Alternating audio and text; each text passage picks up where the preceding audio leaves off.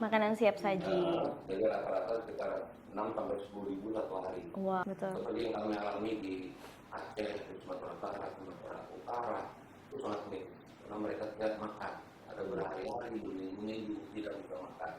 Karena memang logistiknya sangat terbatas. Misalkan ada bencana, tapi nauzubillah minjalik lah ya, jangan sampai. Tapi saya pengen tahu nih kesiapsiagaan dan respon darurat dari BPBD ini seperti apa kira-kira gambarannya, Pak? Mengikuti kegiatan haul, melihat kondisi jalan. Karena kemarin terjadi longsor di area Jalan Batu Licin Banjarbaru. Kemudian juga kami men-set daerah-daerah yang rawan terhadap longsor, sehingga nanti para baik yang di Maraja, ikut yang Maraja ataupun Mataram atau Baru itu bisa menghindari daerah-daerah tersebut.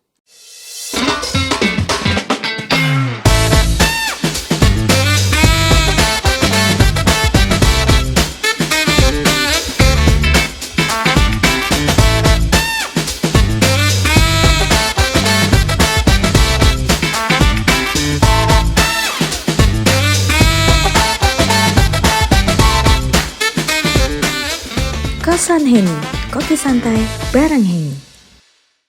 Assalamualaikum warahmatullahi wabarakatuh.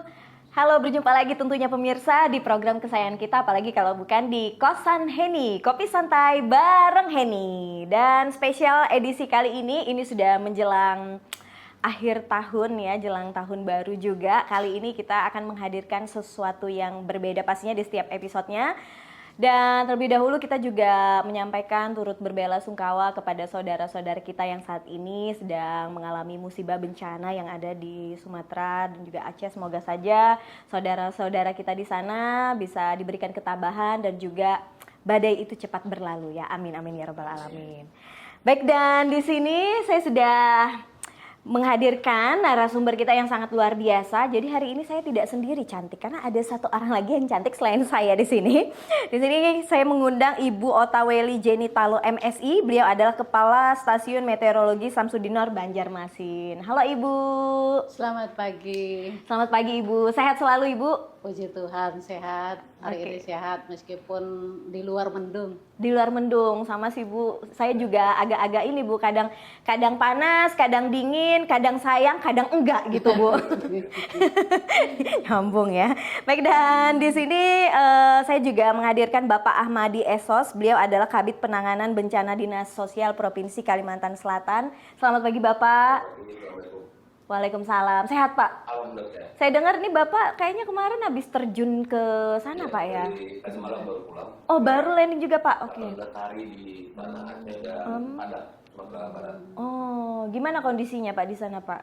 Ya kalau paling parah hampir merata ya. Di 3 provinsi Aceh, Sumatera Utara dan Sumatera Barat hampir merata-rata itu ada rusak parah. Rusak parah. Kondisinya dan perlu penanganan lebih lanjut, lebih khususnya yang saat ini ditangani adalah hunian sementara dan hunian tetap. Karena rumah mereka rata-rata penduduk itu sudah hancur. Kalau boleh tahu kita kemarin kontribusinya apa nih Pak di sana Pak? Ya, jadi dari perintah Pak Gubernur untuk segera mengirimkan relawan melalui Tagana atau mencegah bencana. Kita ada 18 orang yang kita bagi 2 tim yang berada di Aceh Tamiang, Provinsi Aceh dan Sumatera Barat, itu di Peranji. Jadi mereka berjibaku untuk mempersiapkan makanan siap saji. Makanan siap saji. Jadi rata-rata sekitar 6 sampai 10 ribu satu hari. Wow. Kemudian samping itu mereka mempersiapkan juga bantuan-bantuan logistik yang dari Kementerian Sosial, kemudian di penata-usahaan logistik dan membangun hunian sementara. Ada 100 rumah yang kita bangun di Desa Peranji yang paling parah di Sumatera Barat, termasuk Agam. Kemudian yang di Aceh Tamiang itu kurang lebih ada 1000, tapi kita melaksanakan hanya sampai 100 juga. Bersama dengan TNI Polri yang berjibaku bisa membangun rumah-rumah yang sementara. Luar biasa ya. Dan hari ini kita menghadirkan beliau juga di sini ya.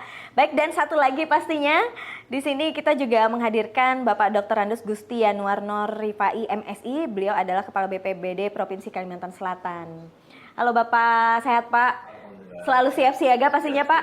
Ini siap siaganya banyak Pak ya kayaknya ya Pak ya. siap siaga bencana, siap siaga apa lagi nih Pak? Natal dan tahun baru. Natal dan tahun baru, ada lagi tugasnya Pak? Ya, 5 Rajab. 5 Rajab. Banyak tugasnya ya Pak ya. Baik, sekarang saya mau tanya dulu ke Ibu Otak dulu nih Bu. Tidak dapat kita pungkiri bahwa akhir-akhir ini kan kadang tiba-tiba panas, tapi tiba-tiba hujan, ketika panas malah terik banget gitu. Ini sebenarnya fenomena apa yang terjadi dan juga iklimnya apa sih saat ini yang ada di Kalimantan Selatan khususnya nih Bu? Baik, terkait fenomena apa yang sebenarnya terjadi? Yang sebenarnya ini aktifnya monsun Asia. Karena kita memasuki masa musim hujan. Desember, Januari, Februari itu adalah puncak musim hujan sesuai rilis dari stasiun klimatologi Kalsel. Jadi Desember ini kita memasuki yang namanya puncak musim hujan. Jadi kalau memang panas, rasa panas itu memang wajar karena harus terjadi proses penguapan dari panas matahari dan panasnya suhu muka laut. Kalau tidak panas pasti terjadi penguapan sedikit.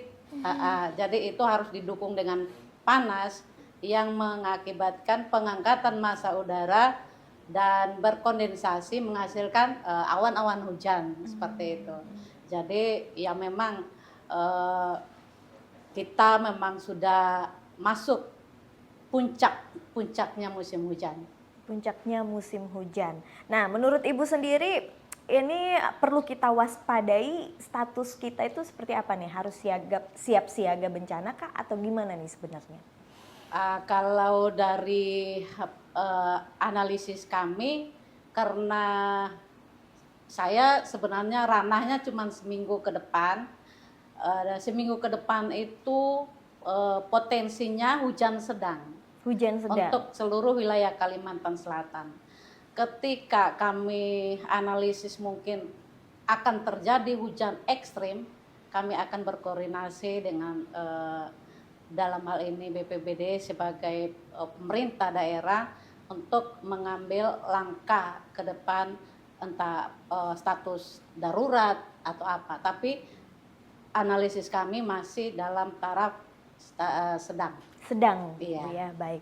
Sekarang saya mau tanya ke Pak Rifa ini. Ini pastinya kita flashback lagi Pak ya, di tahun 2021 lalu kita di mana Kalsel, kita masih ingat dalam benak kita pernah mengalami hal yang hebat, banjir yang sangat hebat.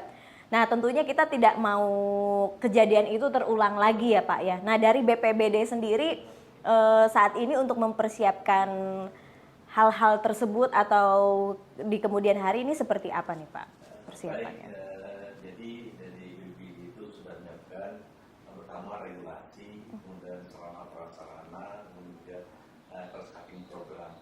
Untuk regulasi itu kemarin kajiannya kemarin itu di tahun 2003 diperbarui di tahun 2025 ini.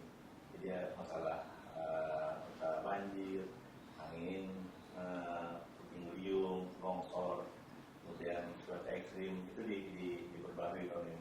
Dan dari data itulah kita bisa melihat ke mana saja untuk bisa diantisipasi. Alhamdulillah ini sudah selesai untuk kajiannya.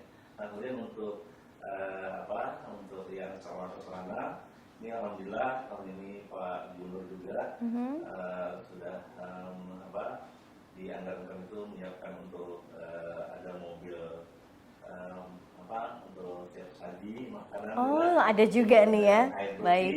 kemudian toilet juga alhamdulillah baru. Wow.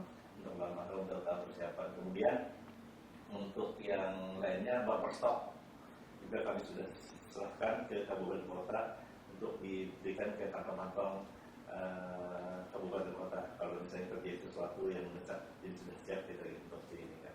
Nah, kemudian juga untuk yang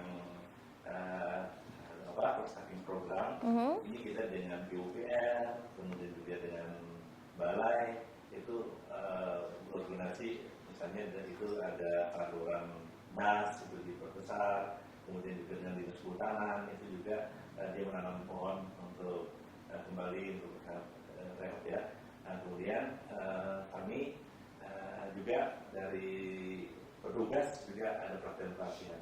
Sehingga itu yang kami siapkan, dan kemudian juga ada 54 desa tangguh bencana. Desa Tangguh Bencana. Nah, yang menarik lagi nih Pak, berarti tadi kan Bapak sudah selesai juga melakukan kajian ya Pak ya. Berarti sudah memetakan Pak ya, daerah-daerah mana nih kira-kira yang berpotensi ataupun juga yang perlu kita tingkatkan kewaspadaannya nih Pak. Daerah mana Pak kalau boleh tahu Pak? Jadi kemarin pada saat PBB pusat juga menyatakan ada daerah-daerah yang rawan rob kemarin, nah itu di Persagi itu juga sudah ada seperti Kota Baru, Tanah Bumbu, Batola, Banjarmasin, nah itu rob sudah ada. Kemarin juga dari BMKG juga ya, itu Pak Gubernur sudah menyurati semua kabupaten kota agar siap terhadap hal yang demikian. Oh, Jadi oke. sudah ada kajian-kajian terhadap itu. Jadi tinggal kesiapan daerah dan petugas saja untuk meningkatkan. Oke, baik. Berarti sudah ada aksi nyata nih Pak ya, pastinya sudah dipersiapkan juga. Baik, sekarang saya ke Pak Ahmadi nih. Pak, biasanya kan terkait dengan logistik pastinya urusannya ya Pak ya di sini. Kayaknya kalau Pak Ahmadi ini udah tidak asing lagi dengan urusan-urusan perlogistikan ya, karena memang ketika banjir, musibah melanda itu kan pasti yang susah didapat itu adalah logistik Pak ya. Itu akan berdampak sekali ke masyarakat. Nah, kira-kira kesiapsiagaannya dan juga persiapannya gimana Pak dari Dinso sendiri? Ya, jadi Dinas Sosial Provinsi Kalimantan Selatan menyikapi musim penghujan ya, saat ini musim penghujan. Kalaupun tidak musim penghujan, kami juga mempersiapkan logistik itu harus ada. Yang pertama berada di logistik yang di gudang di Dinas Sosial Provinsi. Ada 2 gudang yang kita persiapkan itu, dan saat ini penuh gudang itu. Kemudian gudang yang berikut adalah pada Dinas Sosial Kabupaten Kota Kalimantan Selatan. Kemudian yang ketiga adalah lumbung sosial. Nah, lumbung sosial ini berada di 46 lokasi kecamatan yang di daerah rawan bencana. Semua sudah. Kalau dulu Sungai Tengah itu sudah hampir di Sungai Tengah itu semua Pak ya? sudah ada. Oke. Kenapa Kabupaten Sungai Tengah sudah berkuat? Karena pengalaman mengaca di 2021 lalu Pak ya? Jangan sampai masyarakat ini kelaparan. Jangan sampai mereka pelihara. Negara harus hadir. Betul. Seperti yang kami alami di Aceh, di Sumatera Barat, Sumatera Utara, itu sangat medis. Karena mereka tidak makan. Ada berhari-hari, berminggu-minggu tidak bisa makan. Karena memang logistiknya sangat terbatas. Dengan kondisi seperti itu, yang mau tidak mau kita juga harus mempersiapkan. Asal sudah siap, karena pengalaman di 2021 kita tidak mengalami hal seperti itu. Kemudian logistik lain juga tidak hanya di kecamatan, kemudian kita juga berada di KWS, di kampung kawasan siaga bencana. Jadi di luar kawasan kompleks 46 tadi juga kita persiapkan. Sama nih berarti Pak dengan BPBD Pak, Beda. kampungnya beda lagi ya? Beda lagi. Nanti kita akan ulas satu-satu nih ya, menarik ya berarti ya. Oke. Negara harus hadir. Kalau negara harus hadir seperti itu kita persiapkan. Jadi bantuan itu bisa dari pemerintah provinsi Kalsel melalui dinas sosial, kemudian yang kedua dari Kementerian Sosial. Ini yang lalu kita minta, kita bila mana kurang kondisinya, kita akan minta untuk ditambah terus. Tapi ini juga adalah pertanggungjawaban. Jadi SPJ-nya, berita acara terimanya ke warga, penerima manfaat ini harus kita ini. Artinya kita semua bisa berjalan baik, siap mengatasi, kemudian tanggap dan segala macam. Kemudian bicaranya adalah pengurangan risiko bencana. Jadi risiko bencana jangan sampai kelaparan karena akibat bencana. Betul. Jadi kita siapkan pemakanan itu, berarti kita negara seperti itu. Karena kalau udah urusan perut ini sangat penting banget Pak ya. Betul. Bahkan bisa menimbulkan permasalahan cuma gara-gara urusan perut Pak ya. Perut ini Sangat vital Pak ya. Baik, sekarang saya ke Ibu Ata lagi nih. Bu, tentunya stasiun meteorologi ini kan istilahnya tugasnya adalah sebagai penyedia data juga nih Bu ya. Nah, informasi dan juga data juga bagi kita pastinya. Nah, ini kira-kira tadi apakah memang biasanya hanya bisa dianalisis seminggu ke depan sajakah, atau misalkan secara beberapa bulan ini apakah kita sudah bisa melihat gambarannya secara langsung, dan apakah memiliki juga nih Bu warning system? Ada nggak nih Bu sistem di tempat kita? Baik, terkait ranah kami sebenarnya hanya 7 hari ke depan. Tetapi ada stasiun klimatologi itu dia memprediksi 10 hari, 1 bulan, terus bisa 6 bulan musim, terus bisa proyeksi ke depan seperti apa.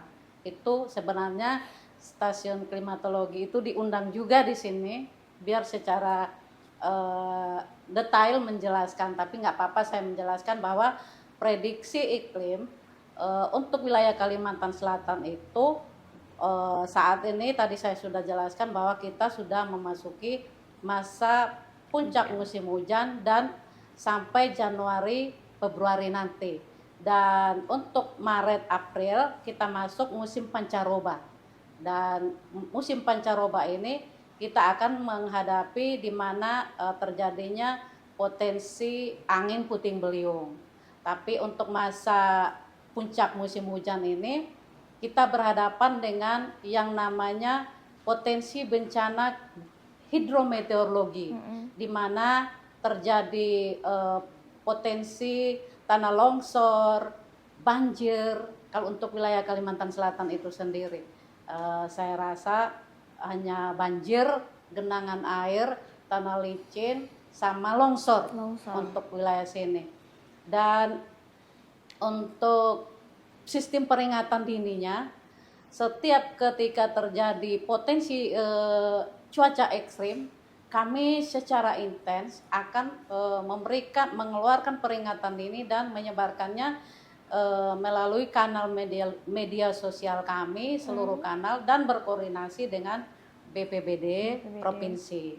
Nanti dari BPBD dengan sistem di BPBD akan diseminasi itu ke seluruh kabupaten kota yang berada di wilayah Kalimantan Selatan, meminimalisir terjadinya potensi bencana hidrometeorologi. Oke, baik. Terima kasih ya Bu Ota ya. Jadi jangan lupa juga mungkin buat kita nih sebagai pengingat juga, kalau misalkan memfollow media sosial itu yang penting-penting. Salah satunya ya Bu ya, stasiun meteorologi nih. Ini penting ya Bu ya. Jangan nanti gara-gara keasikan scroll TikTok aja nih nggak tahu nih apa yang terjadi di Banua kita gitu ya Bu ya. Baik, sekarang saya ke Pak Rifai lagi. Pak Rifai, tentunya ini menarik tadi juga, saya mau lebih detail lagi tentang tindakan mitigasi apa yang dipersiapkan oleh BPBD, dan tadi juga salah satunya kan sudah menyiapkan kampung siaga bencana tadi ya Pak ya. Nah mungkin bisa diceritakan Pak itu seperti apa Pak persiapan juga. Jadi kampung siaga bencana itu adalah persiapan biasanya kampung-kampung yang sudah sering ada bencana gitu. Jadi kita latih itu tugas, soalnya kemudian juga peralatan kita siapkan di sana. Kemudian tadi dengan Ibu Okto tadi menjelaskan bahwa ketika ada peringatan dini biasanya itu kami langsung melaporkan di Pusdaklo. Nah dari Pusdaklo itu menyebar ke kabupaten kota.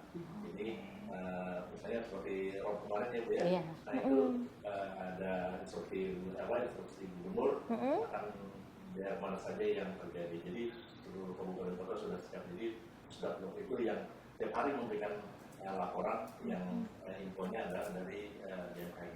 Biasanya seperti itu. Jadi kita sudah siap untuk hal yang demikian.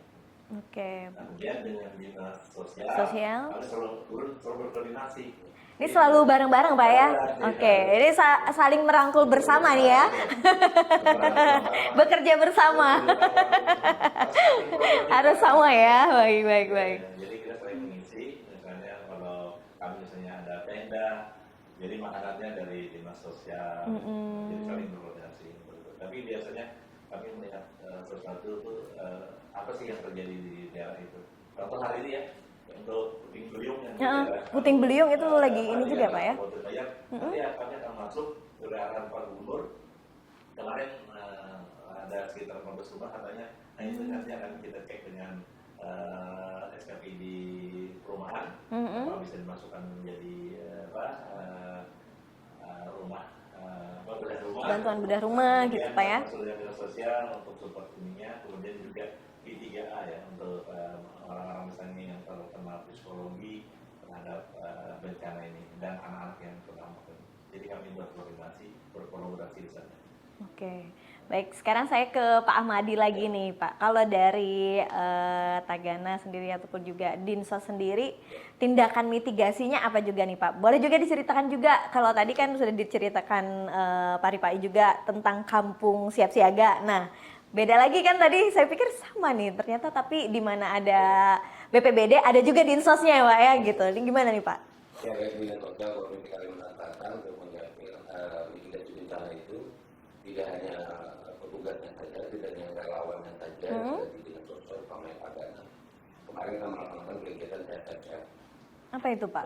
Kegiatan kultur penanganan bencana yang di reruntuhan. Oh, oke.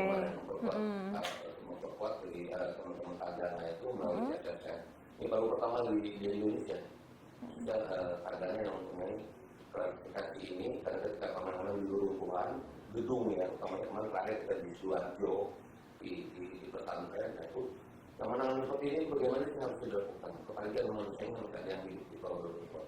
Kita lihat itu dari sisi dari Tagana yang kita siap ada. Kemudian kita mempersiapkan itu masyarakat dengan akar bencana.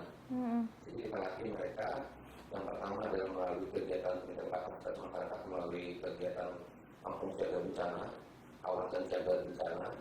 Kemudian dan anak-anak kita tatap dengan namanya Tagana masuk sekolah. Tagana masuk sekolah. Nah, sekolah ini kemarin kita di Hulu Sungai Tengah dan Hulu Sungai Selatan itu kita bangun kurang lebih sekitar 1.500 siswa dari SD sampai SMA yang kita latih selama 3 hari.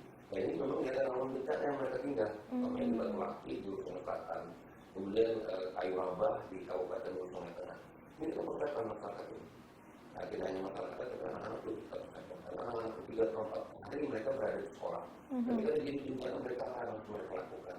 Mau menyelamatkan diri sendiri dan membantu orang lain. Salah satu mereka kita ajari. Nah, ketika itu pengurangan risiko bencana sangat penting. Bagi kita mitigasinya pengurangan seperti itu. Kemudian kita juga mempersiapkan peralatan. Seperti BPBD, Pak Rifai juga menyampaikan dan peralatan. Kita juga mempersiapkan peralatan. Peralatan kita yang sudah ada tua, juga kita perbarui. Kami ada umum lapangan. Kita kapasitas sampai 10.000 satu kali masa. Mobil kita ada 100 kali mobilnya, kemudian juga kapal. Kita memiliki kapal, namanya Cereda. Cereda itu sekelas yang dimiliki oleh TNI. Ketika TNI Angkatan Laut, kapalnya mereka ketika di laut lebar, laut lepas, ini bisa kita cepat sekali bisa dioperasionalkan. Karena ada kapal sipil juga sering terjadi bencana. Namanya juga kecelakaan perahu. Ketika penyelamatan dan kapal itu, dengan kapal ini kita bisa cepat untuk menangani ketika terjadi kecelakaan perahu di perairan di Kalimantan Selatan. Nah itu yang kita lakukan. Dan ini juga perangkatan tambahan lain karena kita memiliki juga alat vertical rescue. Kita dalam juga pandai memasak, pandai membangun tenda, tapi mereka juga memiliki skill untuk bisa melakukan penyelamatan dengan peralatan standar internasional yang dimiliki kita bersama dengan Basarnas. Standarnya apa saja sih peralatan yang kita miliki? Apa kita miliki? Alhamdulillah, pengguna kita dan responsif kita memperkuat dukungan penanganan bencana di wilayah kita berbagai. Oke, menarik ya. Nah, kita akan ngulik lagi nih. Sekarang saya ke Ibu Ota lagi nih. Bu Ota, kalau dari Stamed sendiri, Bu, ada tindakan mitigasi khusus nggak nih Bu untuk kesiapsiagaan bencana? Baik, kalau dari kami, tindakan mitigasi khusus, kami sering melakukan kegiatan FGD terkait peningkatan pemahaman informasi cuaca untuk seluruh dinas, instansi terkait, termasuk juga pemerintah daerah dan masyarakat, serta relawan dan juga stakeholder kami di bandara. FGD ini kami sudah lakukan 2 kali dan kami juga melakukan kunjungan ke Kota Baru dan kampung-kampung nelayan, juga ke TPI Banjarmasin untuk tadi agar masyarakat meningkatkan pemahaman informasi. Ketika mereka mendapat informasi dari kami, bisa membaca peta, bisa membaca informasi, terus meresponnya seperti apa. Dan terakhir kami melakukan kegiatan mosaik. Kegiatan mosaik ini adalah juga tujuannya meningkatkan pemahaman informasi cuaca kepada masyarakat. Mosaik itu sendiri adalah masyarakat Indonesia siaga dan adaptif informasi cuaca. Jadi bagaimana masyarakat itu ketika menerima informasi yang dikeluarkan BMKG dan harus meresponnya. Jadi ketika kami mengeluarkan peringatan dini potensi terjadi cuaca ekstrim, itu masyarakat harus merespon. Kami juga dengan BPBD dan seluruh instansi terkait di seluruh Kalimantan Selatan ini kemarin mengadakan kegiatan mosaik ini. Oke, itu penting ya Bu ya. Jadi kita juga sebagai masyarakat wajib tahu diri juga ya. Kalau misalkan sudah ada peringatan dari BMKG, misalkan peringatan dini, oh ini bakalan berpotensi hujan sangat deras sekali. Iya. Jadi jangan sekali-sekali untuk mancing-mancing gitu kan di tepi sungai. Nanti kan yang ada repot lagi gitu ya. Jadi kita harus tahu diri juga sebagai masyarakat. Jadi harus merespon itu juga. Baik, sekarang saya mau ke Pak Ripai lagi. Pak Ripai, terkait respon nih Pak. Kira-kira saya pengen tahu juga responnya dari BPBD sendiri ketika misalkan ada bencana, tapi nauzubillah minjalik lah ya, jangan sampai. Tapi saya pengen tahu nih kesiapsiagaan dan respon darurat dari BPBD ini seperti apa kira-kira gambarannya Pak? Yang jelas di Puskesmas itu kan 1 kali 24 jam. 1 kali 24 jam, Jadi baik. yang menjaga, dan itu terhubung dengan kabupaten kota. Sehingga ketika nanti ada bencana di daerah mana itu kita sudah siap-siap juga untuk diturunkan untuk misalnya bantuan apa saja yang diperlukan. Dan tadi juga kami menambahkan juga sedikit sebelum bencana kami juga mitigasinya adalah komunikasi, informasi sama edukasi. Jadi sama-sama anak, kemudian ibu-ibu posyandu itu disosialisasikan untuk bencana ini. Kemudian kami memasang baliho-baliho spanduk. Yang saat ini kan musim hujan jadi banyak terpasang baliho hati-hati di musim hujan. Hati-hati di musim hujan. Hujan dan sebagainya. Hati-hati tanah longsor dan itu kami pasang di setiap titik di kabupaten kota. Sehingga edukasi ini terus dijalankan gitu. Untuk kita bagaimana menyikapi supaya tidak terulang lagi yang di tahun 2021 ya. Betul. Ya. Terus kalau misalkan nih Pak, apakah ada misalkan ketika masyarakat menemukan misalkan terjadi misalkan longsor, nah kemana masyarakat untuk mengadu nih Pak? Misalkan butuh bantuan BPBD, apa ada call centernya kah atau gimana Pak? Call centernya ada. Call centernya ada juga Pak ya? Juga ada. Web kabupaten kota juga ada. Jadi ini sudah sangat memudahkan sekali untuk masyarakat ya Pak ya? Di tanah bumbu ya. Itu juga BPBD-nya yang turun langsung ke ini. Jadi konsepnya itu Pak Sosmed ini ya aturan mainnya kabupaten kota dulu Bu yang ini, yang baru provinsi yang untuk mendukung. Jadi koordinasi itu yang harus ditingkatkan terus. Ditingkatkan. Baik, sekarang saya ke Pak Ahmadi lagi nih, Pak, terkait tentang manajemen dapur umum, manajemen untuk menangani bencana seperti ini kan pastinya kaitannya dengan logistik. Nah, bagaimana nih kalau untuk dari Tagana sendiri untuk manajemen sistemnya ketika sudah ada respon darurat dari BPBD, kita semua nih udah terima laporan bahwa ini ternyata kita ada sesuatu yang darurat, ini gimana Pak? Ya, jadi itu akan menggunakan konsep yang pertama adalah pemenuhan kebutuhan dasar.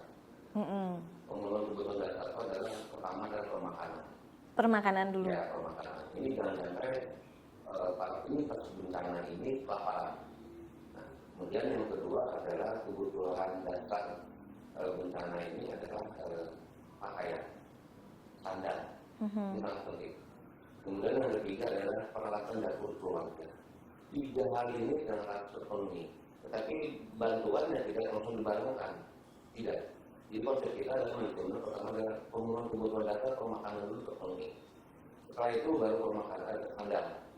Nah, sandal ini baru kita konsepnya adalah kebutuhan keluarga seperti kita, kasur, kemudian kompor, panci dan lain sebagainya. Peralatannya penting. Nah, kemudian yang lain juga termasuk sikat gigi, odol, terus family kit setelah kami itu ini harus terpenuhi. Family kit itu kemudian termasuk juga pembalut bagi perempuan ini. Betul. Itu juga dipersiapkan. Ketika di bencana pada saat itu orangnya pada akhir menentukan mengganti. Bantu juga itu kan kebutuhan dasar juga bagi kita. Kemudian tanda itu termasuk juga celana dalam, kemudian pakaian dalam, wanita dan laki-laki dan sebagainya. Kemudian kita sekarang ini juga pembunuhan ke depan, bukan ke depan, lebih ke sekarang adalah untuk lansia. Nah, lansia ini makanannya, minumannya, itu harus tidak ada yang lansia juga, karena di bulan kami sudah siap. Nah, ketika kami dengan para sahabat dari tahun kami bantuan lagi sore ini, kami dukung bio, kita catat juga pembahasan untuk lansia kita berikan. Jadi di pembangunan kebutuhan dasar ini sudah harus kita terpenuhi ada 3 proses tadi. Ini sudah kita lakukan. Nah, kemudian kalau namanya bencana ini, kalau yang terjadi pengalaman kita kemarin di 2021 pakai Pertamina yang berupaya karena jadi Kalimantan Selatan. Kemudian kalau yang di 3 provinsi ini, Aceh, Sumatera Utara dan Sumatera Barat ini karena siklon ya Bu ya. Siklon senior dan Okto itu mempengaruhi. Kalau tidak ada ini, mungkin tidak ada apa-apa seperti biasanya mungkin akhirnya seperti itu. Nah, kejadian tadi juga kemarin, saya mau monitor yang waktu kejadian tadi itu saya mau monitor karena kita juga mengikuti perkembangan seperti yang di China kemarin. Saya melihat antisipasi bahwa ini akan terjadi. Makanya kalau misalnya mana yang muncul terus di Aceh, akhirnya kami perintah Pak Gubernur berangkatkan karena untuk kondisinya seperti itu parah ya, beda dengan 2004 kemarin banjir, lupa bumi dan tsunami ini Lebih parah lagi Pak ya. Nah, pengalaman di datang inilah yang kami persiapkan. Jangan sampai kita tidak siap, negara tidak hadir dan seperti itu yang kita tanamkan. Artinya bahwa dinas sosial di Pemprov kita harus siap melakukan seperti itu. Apapun itu kan kebutuhan dasar ini kita persiapkan. Apakah nanti kita dari kementerian sosial atau dari kita sendiri dan begini kita mampu itu melakukan.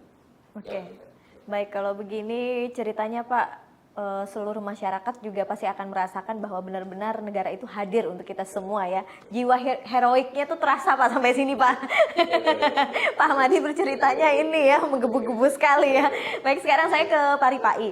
Pak, kalau dari Tagana sendiri kan mereka juga melibatkan masyarakat secara langsung nih, ada kader Tagana juga, relawan-relawan seperti itu ya Pak Ahmadi ya. Nah, apakah di BPBD itu juga melibatkan masyarakat atau gimana keterlibatan masyarakat sendiri? Yang peduli bencana itu ada komunitas-komunitas yang selalu membantu, baik dari yang biasanya kebakaran maupun juga bencana banjir dan sebagainya. Jadi ada komunitas-komunitas yang membantu itu. Apakah itu ada pembinaan khusus Pak mungkin bagi mereka?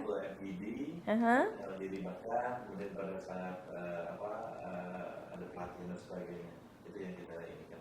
Pelatihan juga ada berarti ya Pak ya? Oke, baik. Sekarang saya ke Pak Ahmadi lagi Pak. Menarik lagi, saya dengar kan ada istilah kader Tagana juga Pak ya. Nah, itu seperti apa Pak untuk mempersiapkan mereka sebagai relawan-relawan?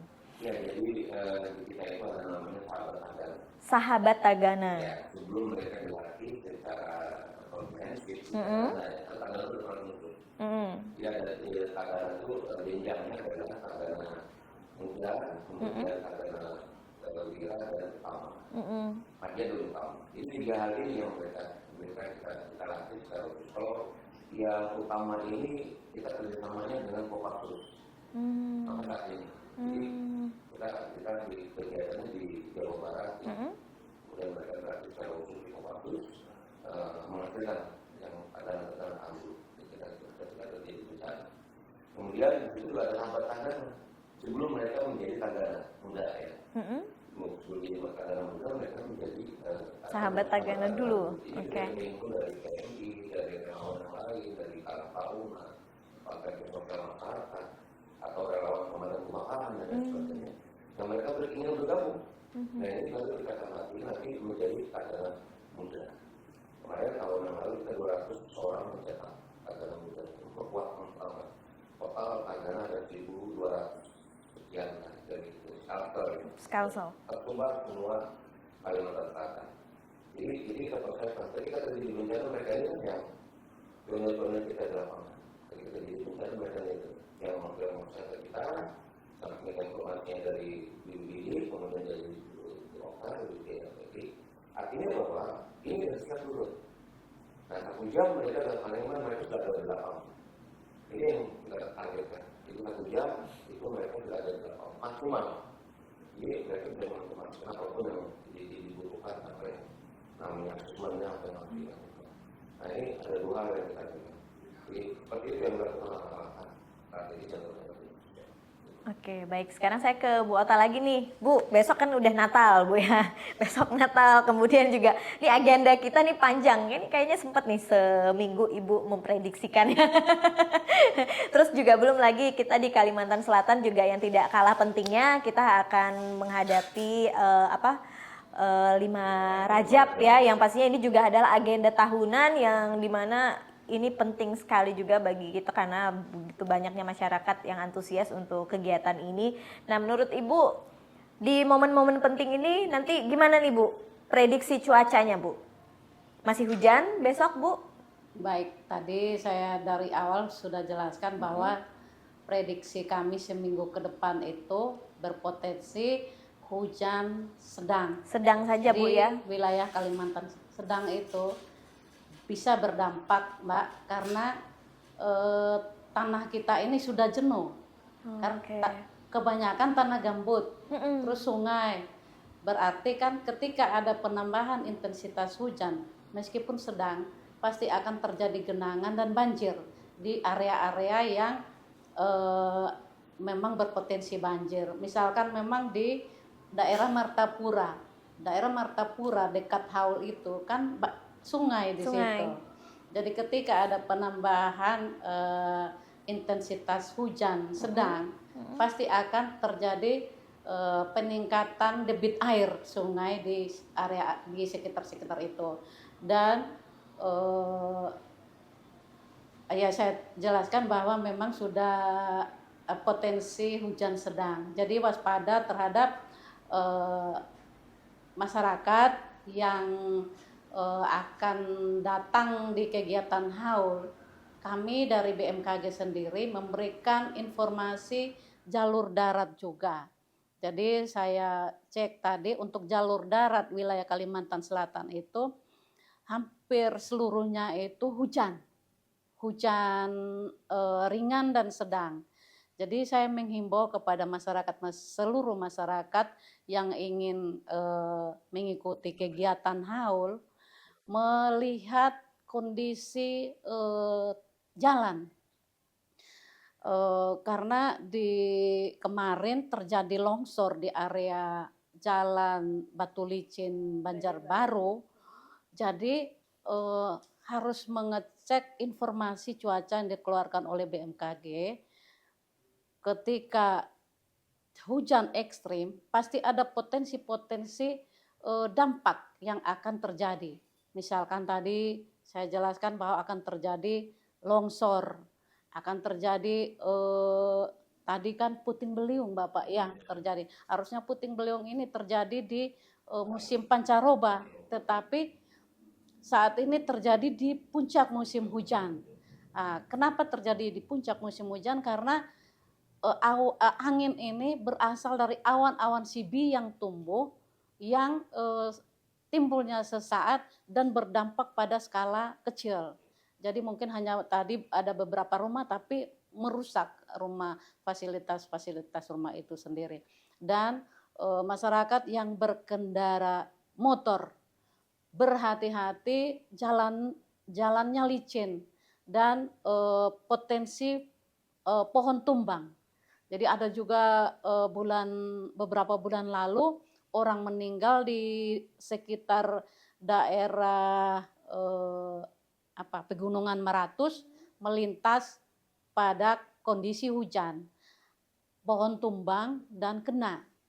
Jadi harus diperhatikan ketika kondisi hujan ekstrim untuk tidak melakukan aktivitas dulu sambil hujan itu reda baru bisa melintas. Tapi melintas melihat dulu lokasi-lokasi banjir. Ada nggak banjir, ada nggak genangan agar tidak terjadi bencana.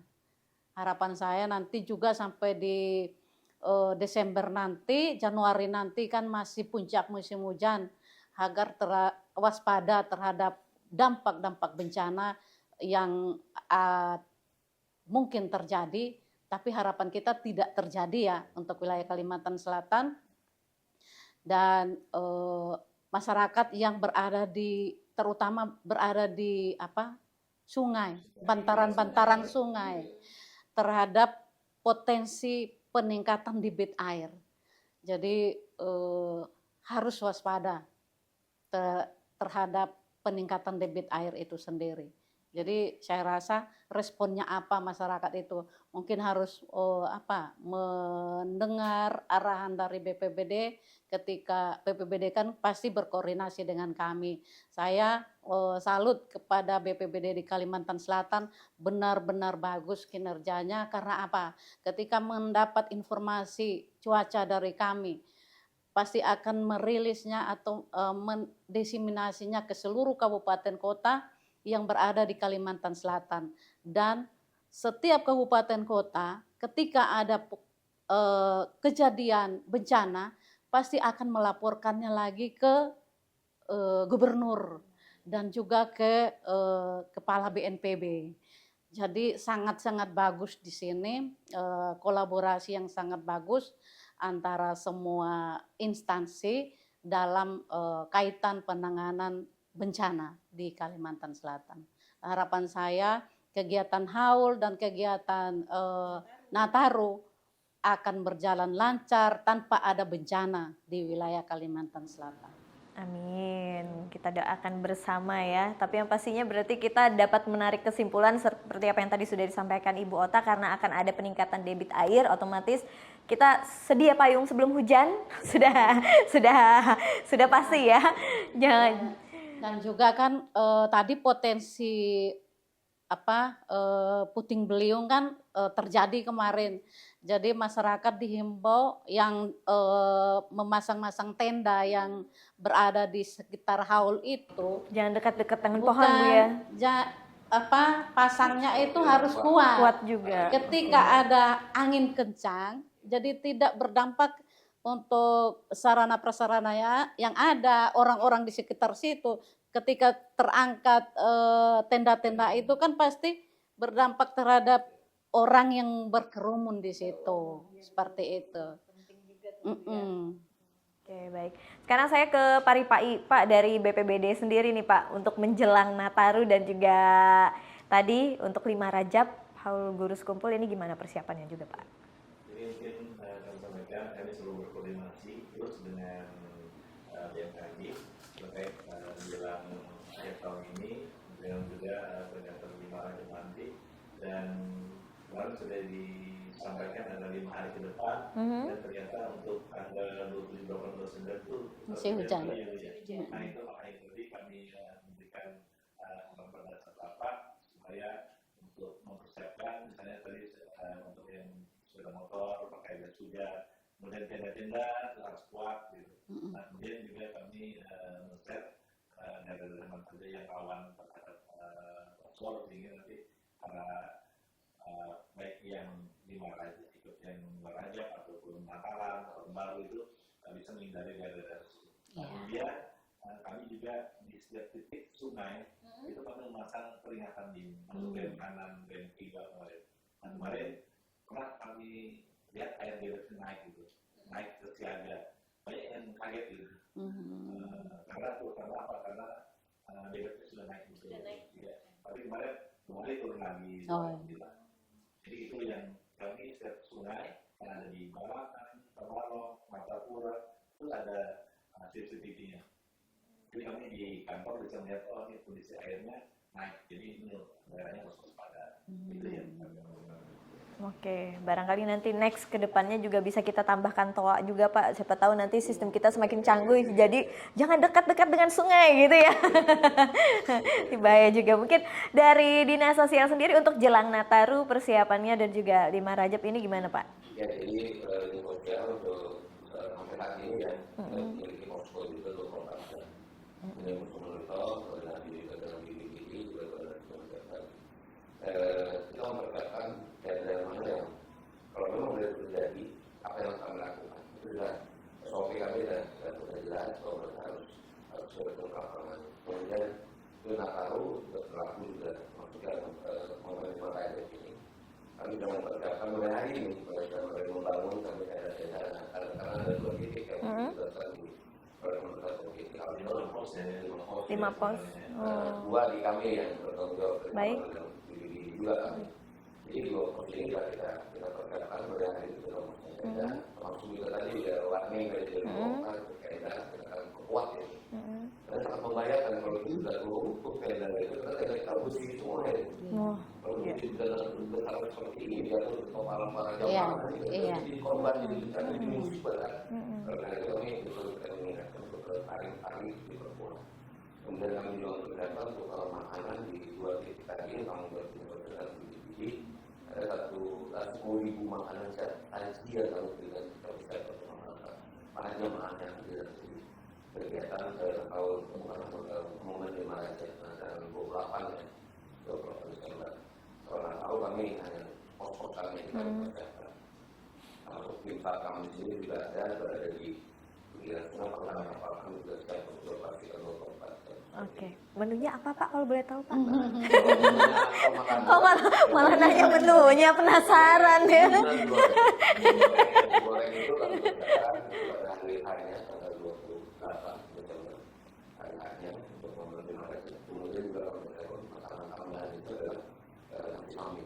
Makanan kami kerjakan tetapi dia tetap ada di pos 2 itu pos tetap ada.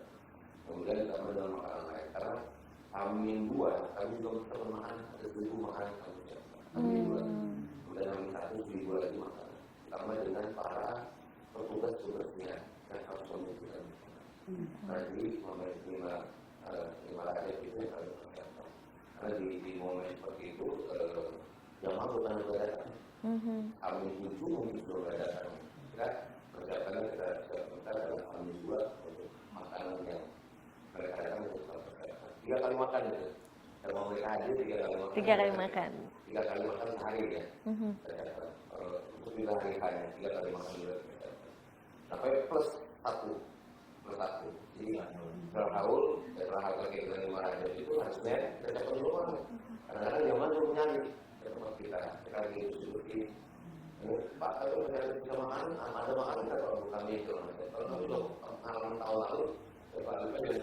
berjalan mereka ada 3 kilo mereka berjalan mencari warung kan tutup ya Pak ya, betul. Nah sampai kita mau tidak mau kita dapat walaupun hanya nasi goreng apa mie goreng ini karena itu darurat jangan sampai mereka kelaparan nanti kepada jamaah kita seperti itu yang kita lakukan.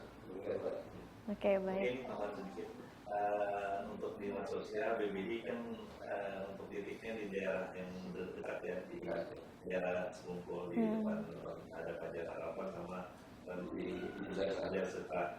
Nah sebenarnya Pak Gubernur itu memberikan ada 5 titik, satu di di SKPD Masipan di Palembang, kemudian dinas perkebunan disiapkan di sana, kemudian dinas kehutanan, kemudian juga di Pajaran ya ada 5 titik beliau mengingat. Berarti untuk kemungkinan ada daerah-daerah yang seperti punya kita yang kesehatan, balai kesehatan itu juga disiapkan.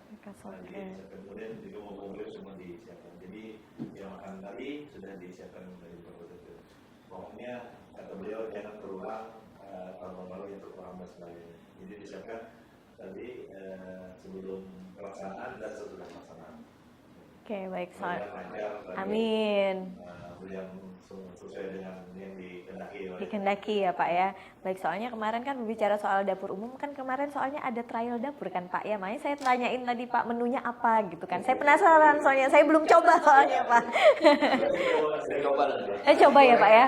Oke, nanti kayaknya saya harus coba nih ya.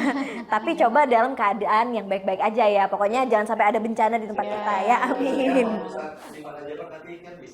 Oh iya. Boleh Pak, nanti kalau boleh nanti saya bisa ikut-ikut juga Pak ya, nanti kegiatan sosial, kegiatan BPBD juga. Baik, sekarang kita karena sudah berada di penghujung acara kita kali ini, mungkin ada sedikit harapan yang ingin disampaikan dari Ibu Ota dulu, silakan. Baik, akhir kata dari saya untuk seluruh jemaah dalam kaitannya kegiatan 5 Rajab agar selalu mengupdate informasi yang dikeluarkan oleh BMKG. Dan tadi saran-saran saya agar tidak beraktivitas ketika kami mengeluarkan peringatan dini cuaca ekstrim karena akan berdampak terhadap jemaah sendiri, jalannya licin dan potensi pohon tumbang, longsor, banjir, dan potensi naiknya debit air sungai di Martapura. Tapi kita tidak menghendaki itu, kita berdoa kepada Tuhan Yang Maha Kuasa agar kegiatan 5 Rajab ini berjalan dengan lancar tanpa adanya potensi bencana. Dan untuk kegiatan Nataru juga, harapan saya semoga kegiatan Nataru ini berjalan lancar, aman, dan tanpa ada bencana di wilayah Kalimantan Selatan. Kami Stasiun Meteorologi Samsudin Nur menyiapkan juga posko informasi cuaca. Jadi masyarakat yang ingin membutuhkan informasi cuaca, kami 24 jam beroperasi di stasiun. Bisa telepon langsung, bisa berkoordinasi langsung dengan kami untuk mendapatkan update informasi terbaru yang dikeluarkan oleh Stasiun Meteorologi Samsudin Nur. Oke, baik, terima kasih Bu Ota untuk harapan dan juga tentunya peringatannya juga Bu ya, jadi supaya kita responsif juga. Dan sekarang ke Pak Ahmadi, silakan Pak Ahmadi. Jadi menghadapi hujan saat ini, mengimbau untuk masyarakat ketika kita menghadapi bencana, tentunya adalah pertama adalah tenang, sabar, kemudian asal bencana, jangan panik. Jangan panik. Ya, karena kami asal bencana. Jadi bencana itu memang datang, tidak diminta, tidak didoakan, tidak juga datang ke saya. Jadi kita jangan panik ketika terjadi bencana, tenang, sabar. Apa yang harus dilakukan, mengikuti dengan arahan para petugas, belum ada tugas di lapangan dari BPD atau dari Protokadan dan lain sebagainya. Ikuti arahan itu, kemana mereka juga sama-sama lebih aman. Kemudian juga dipersiapkan tas bencana, kereta tas bencana, sama dengan BPD juga. Bencana ini berisi handphone jelas ya, kemudian juga power bank, kemudian juga sentang, kemudian juga obat-obatan, kemudian alat-alat penting yang berharga yang bisa dibawa pada saat itu. Jika diamankan kemana saja mereka. Nah, kemudian yang berikut adalah masyarakat jangan panik dan jangan berada di bawah pohon ketika terjadi hujan deras, ada petir, ada guntur dan sebagainya sangat berbahaya. Kemudian terakhir adalah mereka ketika benar di dalam rumah, kemudian teropong listrik itu jangan sampai berlenturan di bawah. Karena ini satu pengantaran sangat kuat ya ketika terjadi tadi. 2021 kemarin korban 28 orang, itu 26 karena pengantaran air listrik. Terjadi di wilayah kita, ada 28 yang meninggal dunia, 26 itu. Karena sengatan listrik Pak ya. Ini sebenarnya malam keenakan tidur nonton pers Sambil ngecas Pak ya. Kalau bagus tadi kan kuat sekali kalau kita sudah menuju kematian seperti itu. Karena itu kami amankan barang-barang kalau tidak ini kita akan lebih di tempat yang lebih baik, kemudian tinggi kami, kemudian mereka mengungsi kemana itu arahan dari kita. Oke, baik, sekarang ke Pak Ripai sebelum kita menutup. Saya hanya mengimbau ikuti informasi yang sudah diberikan oleh Pusdatok, terutama dari BMKG, kemudian juga bisa memilah media yang betul-betul yang dikeluarkan oleh pemerintah. Jangan temakan hoax ya Pak ya. Baik. Itu dari kami. Oke, baik, terima kasih sekali lagi untuk para narasumber yang sudah meluangkan waktu berharganya pada hari ini. Terima kasih sekali lagi Pak Ripai, Pak Ahmadi, dan juga Ibu Ota, terima kasih.